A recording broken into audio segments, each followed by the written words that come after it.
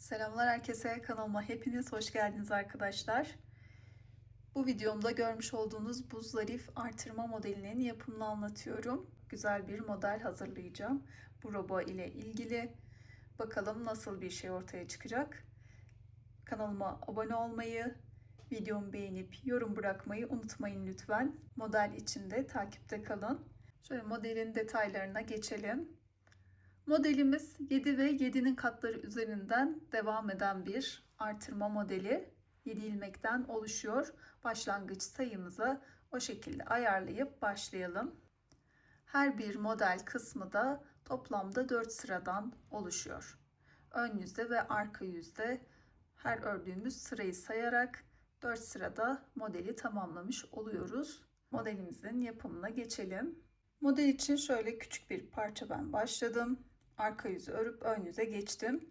Siz başlangıçta haroşa veya lastik örgü yaptıysanız yaka kısmını hemen direkt onun bitiminde ön yüzde modeli kurmaya başlayabilirsiniz. Buradaki artırma modelimiz 7 ilmekten oluşuyor. Bu şekilde başlangıç sayımızı ayarlayıp öyle başlayalım. Kenar kısımda fazla olan 3 ilmeği ördüm. Şimdi ayarlamamı yapıyorum. 2, 4, 6, 7. Bu tarafta da 3 ilmeğim kaldı.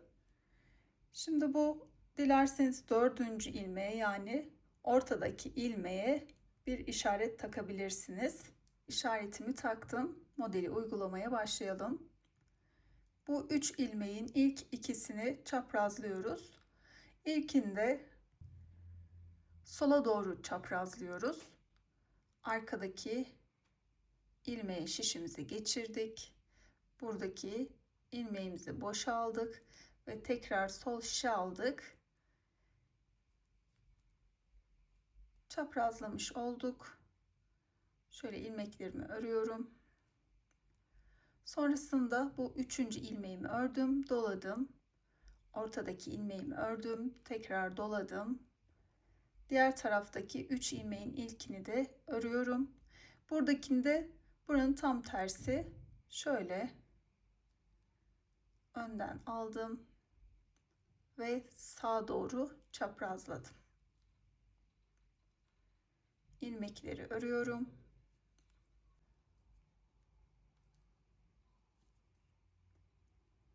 Ve örgüme devam ediyorum. Arka yüzde hiçbir işlem yok. İlmeklerimizi ters örgü yapıyoruz. Şöyle birlikte örelim bu sırayı.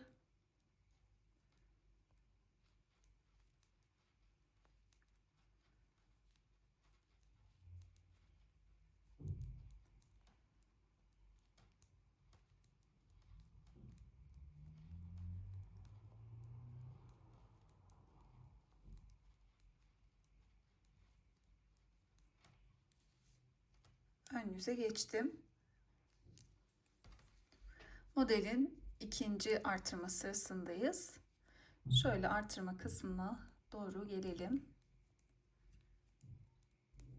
Yine ortadaki ilmeğe 3 ilmek kala şöyle geldim, bakın. Hemen yine çaprazlıyoruz bu kısımda. Bu kez sağa doğru. İlkinde bu kısmı sola doğru çaprazlamıştık. Bu kez sağa doğru çaprazlıyoruz.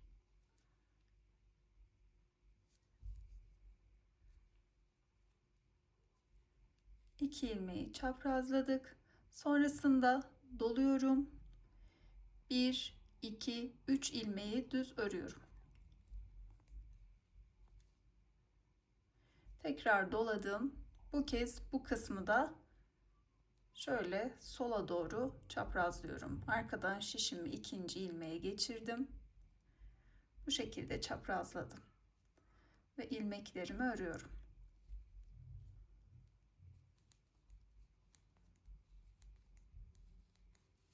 Arka yüzde yine bir işlem yapmadan ilmeklerimizi ters örgü yapalım.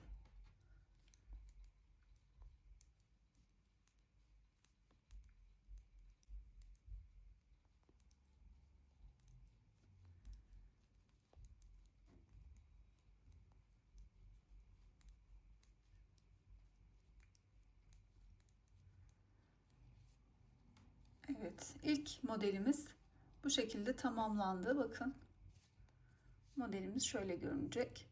Şimdi ilkinde çok belirgin değil. Bir kez daha birlikte modeli tekrarlayalım. Artırma kısmına doğru geliyorum. Artırma kısmına geldim. Ortadaki ilmeğimiz yanına 3 ilmek ekledik.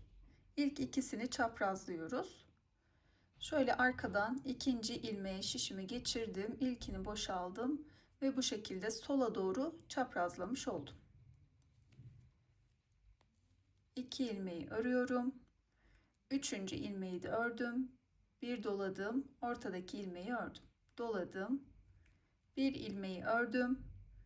Kalan 2 ilmeğe yine bu işlemi uyguluyorum. Bu kez buradakine sağa doğru çaprazlama işlemi uyguladım. Şöyle bakın.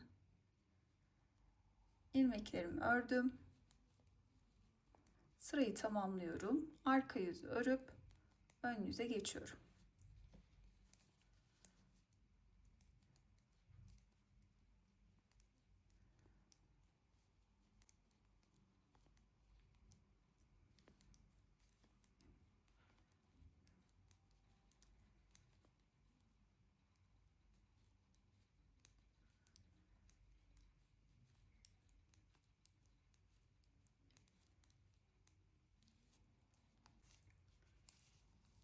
Modelin ön yüzdeki ikinci sırasına geçtik. Yine ortadaki ilmeğimize 3 ilmek kalana kadar örelim. 3 ilmeğim kaldı. Bu kez bu kısmı sağa doğru çaprazlıyoruz. İlk 2 ilmeği bu şekilde çaprazlayıp ördüm. Sonrasında doluyoruz. Orta kısımdaki ilmek ve her iki yanındaki birer ilmeği düz örüyoruz. 3 ilmeği düz ördük, tekrar doladık. Kalan 2 ilmeği de çaprazlıyoruz.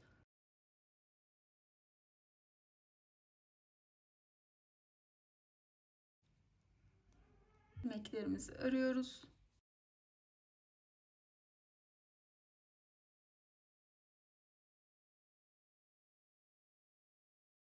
İkinci model sırasında tamamladık. Arka yüzü örüp ön yüze geçelim. Şöyle ben 2 model daha ördüm. Bakın, çok hoş görünen bir model.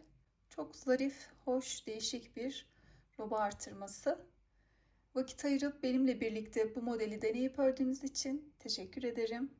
Videomu beğenmeyi, kanalıma abone olmayı, yorum kısmına da yorum bırakırsanız ayrıca beni mutlu etmiş olursunuz. Yorumlarınız benim için çok değerli. Bunu unutmayın lütfen. Bir sonraki videoda görüşene dek de sevgiyle kalın.